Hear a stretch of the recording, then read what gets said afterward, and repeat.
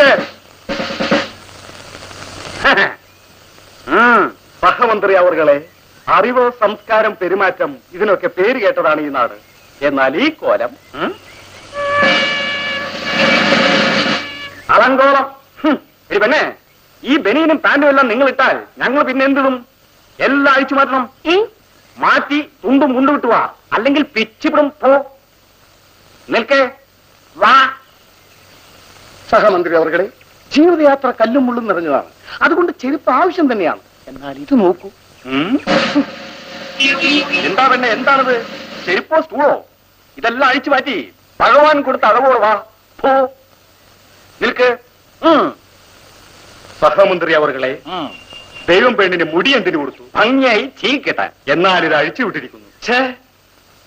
അഴിച്ചു വിട്ടതിനെ പിടിച്ചു കെട്ടണം. അഴിച്ചു വിട്ടാൽ പിശാച്. പിശാചേ, നീ പോ, നിൽക്ക്. നീ പ്രൊഫസറോ സ്റ്റുഡന്റോ? മുറുട്ടുമുണ്ടോ? ഇവരുടെ കഴിഞ്ഞ ഭരണം എങ്ങനെയിരുന്നു? അവിടെ നോക്ക്, അങ്ങനെ ഇരുന്നു.